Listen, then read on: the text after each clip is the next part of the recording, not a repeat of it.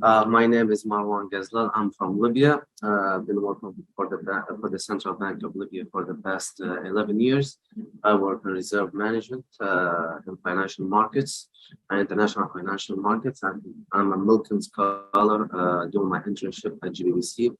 Uh, Basically, what I'm doing at GBBC, helping the team to work on the rules and the regulations for blockchain technologies across 187 jurisdictions. I'm also branching out to other team members working together with technical standards and infographics and how the different countries apply the rules and regulations and the taxation, the AML laws for the cryptocurrencies and the blockchain technologies.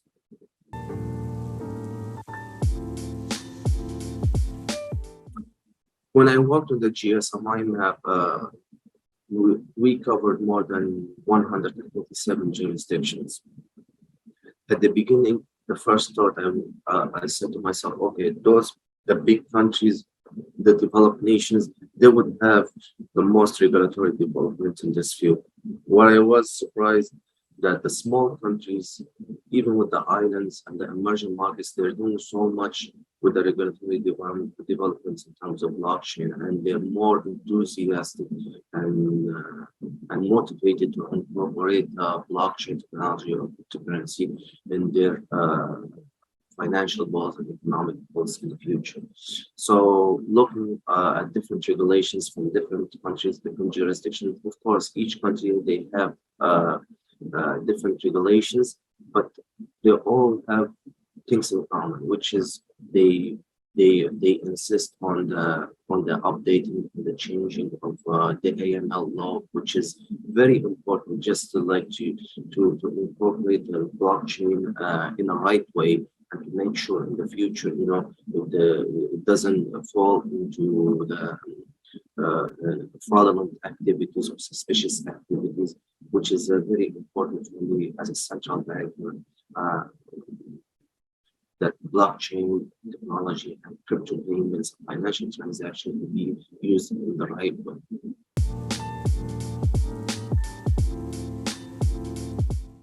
As a central banker, I'm more interested in CBDCs. But what I found more astonishing in doing some research on the projects I'm working on right now in the blockchain is the technical standards and the regulations that different jurisdictions come up with. So the technical standards are amazing because it's like will make the blockchain entities more efficient and will be more unified, work under the same umbrella. So, and when it comes to jurisdictions incorporating and activating their regulations when it comes to blockchain is very important as well. So those two projects are very important to blockchain and the investment in blockchain in the future.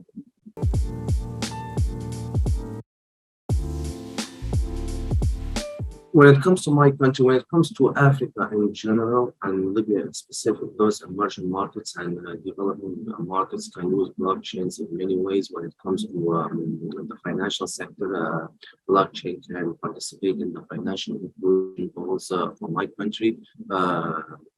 Like I said, a lot of people in different geographical areas in Africa, they don't even have access to traditional banking or banking accounts like credit cards for those traditional banking finances.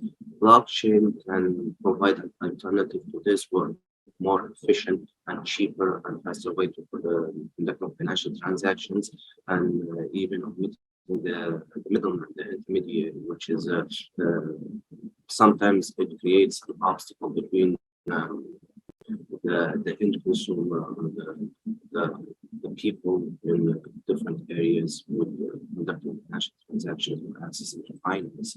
So this is very important. And even with the healthcare sector is very important. In my country, blockchain can be used in the health sector by the health sector and the organization in terms of data collection and record keeping as well.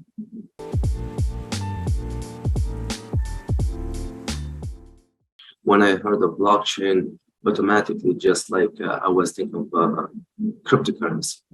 And I was a little bit suspicious at the beginning of cryptocurrency. Being a central banker, I'm used to like having regulations and having regulatory bodies overseeing the financial transactions. And cryptocurrency, which uses the blockchain technology, being decentralized and cuts the intermediary aspect of it. Uh, it's a little bit hard to overcome the thinking of okay, if it falls under the wrong hands, maybe the people will use it in a wrongful way when it comes to anti-money laundering, the financial transactions that are not overseen or they're not going through a certain regulatory body. But then when I worked with GBBC and I did more research and worked more on more projects in blockchain, I understood even more, which is a little bit give me more clarity on the role of blockchain technology, not just in cryptocurrency, just in terms of enhancing the financial transactions and making it more secure, more private, decentralized. The role of blockchain when it comes to for all people from different genders, from different electricity to have access to conduct a financial transaction. All you need is internet and a mobile phone. That's it. You don't need to have a bank account. You don't need to go to the nearest bank to you. So it just redefines the role of the government, the society, the economy, the organization, and how they operate, even daily to daily basis. So looking at these all different aspects of the blockchain, I realized the importance of blockchain technology, and it's the way forward for the economy in the globe. I'm really honored and humbled from this experience working with GBBC.